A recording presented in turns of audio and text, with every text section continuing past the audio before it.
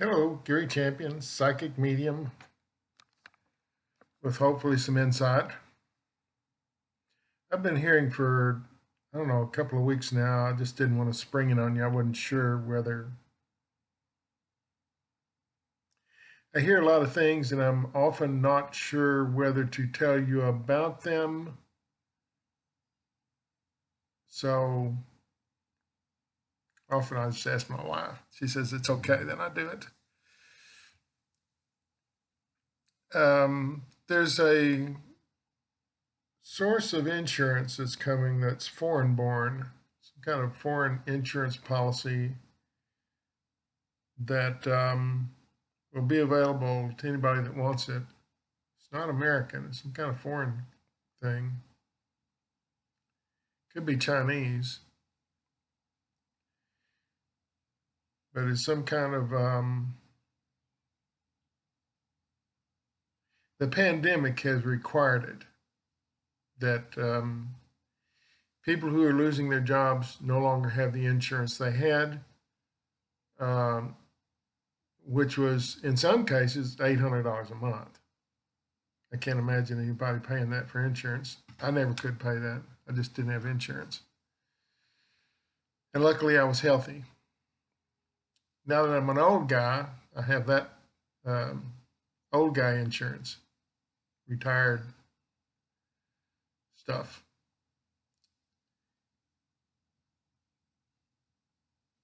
But even $400 a month, if you are not employed, just can't do it. This is something that'll be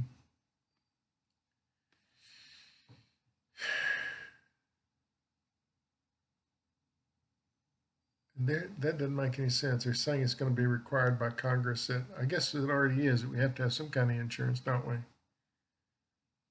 And this is a substitute for the Affordable Care Act. It's a great name for it. No one ever called it that, but that's what it was. People are still able to get on that.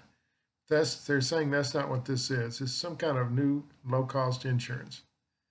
It may take a while to get it, but it's coming. I believe they're going to wait till a couple of these waves go through. And I mean, this is terrible, but that's what they're doing. They're waiting until the really weak people end up not around. So basically, they're insuring the healthiest people that survive the coronavirus. You can't get this insurance if you have coronavirus. You're going to be able to get it after you've had it, and in the clear, then you can get it.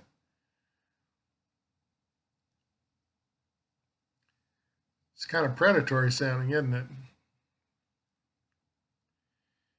Um,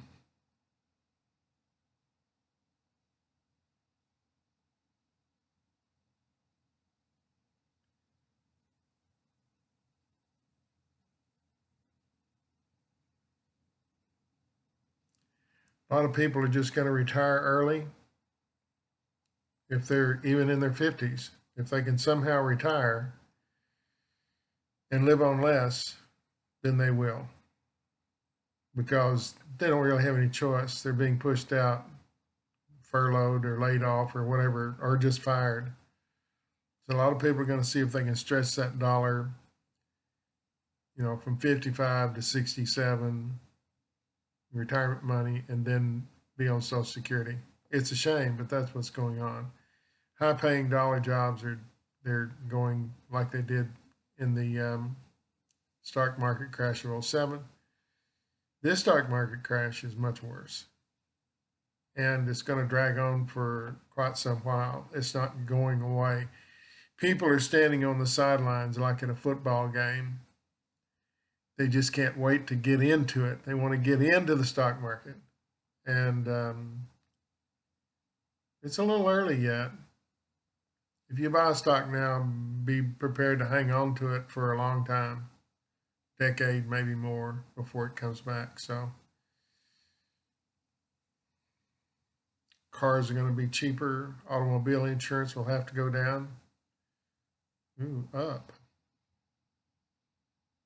Fewer people to insure, so insurance will be at a premium. That doesn't sound good, does it? Price of food will be stable. Housing will be a big drop in value.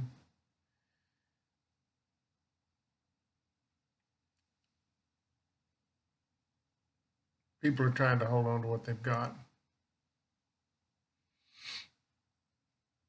if they can. Families will move in together, increasing the tension and the likelihood of divorce. People will stick it out.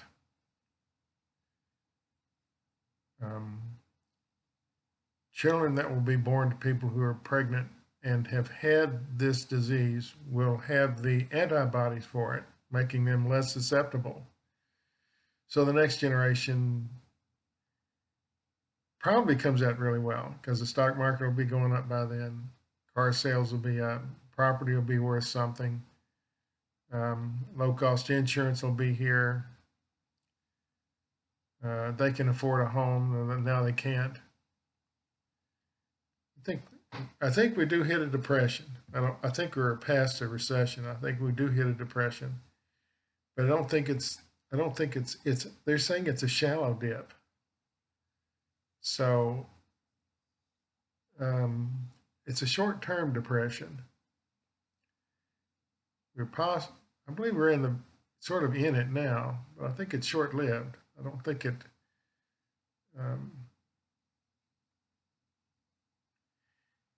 The last depression went on for lots of years, late 20s, really into World War II, into the 40s. Really didn't get much better. Which is why they passed a law that if you had Social Security and you got a job, you lost Social Security. It was a percentage. Your Social Security, you didn't get it if you had a job. In order to get old guys like me out of those jobs where the kids coming up would have something to do. Somewhere in the Clinton years, Bill Clinton signed a law saying you can work and collect Social Security. One does not offset the other. I don't believe that changes. We hit a depression, but they're not going to take jobs away from people who want them. I've seen some pretty hardworking people out there lately. The people who aren't hardworking are at home playing video games or whatever they're doing, swimming in their pools. So the people that are out there,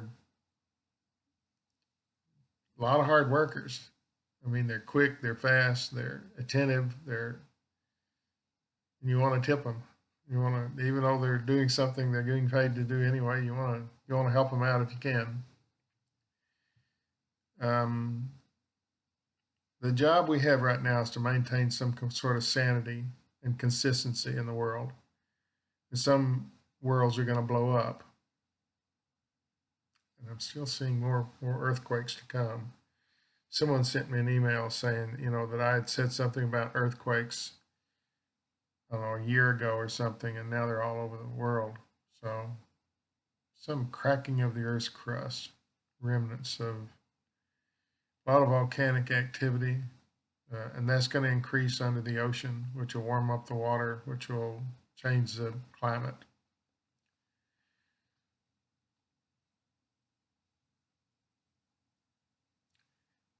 Okay, this is a strange one. I'm going to give it to you. You do with it what you can. You know how these things happen. I hear something, I give it to you, and then I get emails from you explaining it because I don't know. Right at this moment, I don't know what it means. Eleanor Rigby. In case you don't know Eleanor Rigby, it's an old Beatles tune from somewhere in the 60s, I believe, with cello, Eleanor Rigby.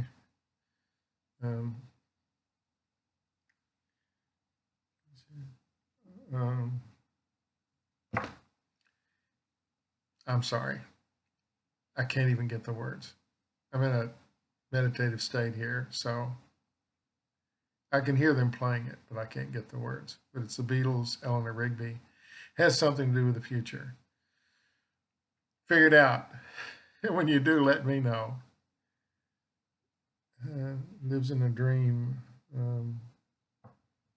Darning socks in the night when there's nobody there. Sorry. I will, as soon as I put this video up, I will look up Eleanor Rigby. And maybe I'll figure it out. And if I do, I'll post something. I'll tell you what I believe it is. Got a new, there was an old page on my website called Psychic Medium Test. And you get complaints from Google when you have too many pages and the little buttons pile up next to each other in mobile phone. When you look at my site on a mobile phone, I had too many of those, and they dropped my site off the website basically because I had buttons too close. And so I began taking pages off. I don't have an About Me page. I don't have an FAQ page. And I took the test page off and other ones, and it sort of eventually got to where Google would accept it, and then I went back up. But I decided, because several people asked me where the test page was, there's a psychic medium test that was on there that I guess it was okay. It was the only one people could find, I guess. And that's back up. So if you want to take the psychic medium test, don't get angry. Don't get angry if you don't do well, but it's up there. It just says test. And it seems to be a struggle with my website. If I put too many pages up, Google hates it. If I don't put it up, I don't believe I'm doing a service to the people who go to my site. So, and there's a page up there now called Mediumship, which talks about what it is to be a medium, how to maybe help you get there. Websites should do more than just make money. They should offer something, and very few do. So I've started putting these pages up thinking maybe it might help. If you're interested in any of those pages, they're back up. And if Google, so it's called a penalty, then my site won't be there. I'm willing to take the chance. So that's what I've got for today. There is some overwhelming sense of loneliness that I'm feeling when I go down the street. People are trying hard. Die-hard ball fans are going to be disappointed. Sports teams. And here's the interesting thing. This is something I was talking to my wife about the other day, and I wanted to include it in the video, but I didn't. We've taken away all of the aggressive things for men. Men are aggressive, testosterone. Any man that says he isn't is lying. We grow up playing aggressive sports. We enter the workplace aggressively. And in order to dissipate the anger and frustration and stress, these guys go down to bars, they yell at the screen, they cheer on their favorite team, they go to the ballparks, they carry flags and wear goofy hats, and it's a form of expression that gets anger out of us. So there'll be an increase in violence coming up, open violence.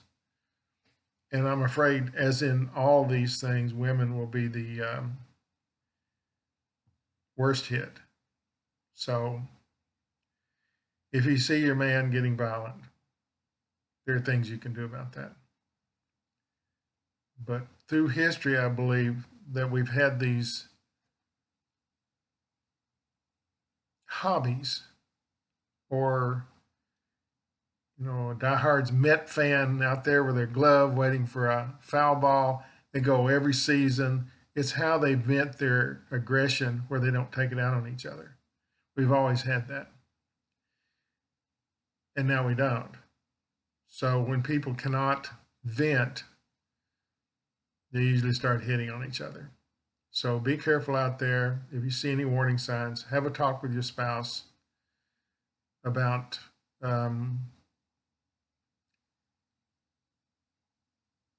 this problem. Invent something for him to do. So just a warning. I've seen it for a while. Just forget about it, and then I don't do a video about it. And I was talking to my wife about it in the car the other day, and it just occurred to me that that's maybe something I should put on here. So it's a mixed bag video. Eleanor Rigby, aggressive, insurance. I hope it's helpful. No fear, no regret, no anger. Thanks for watching.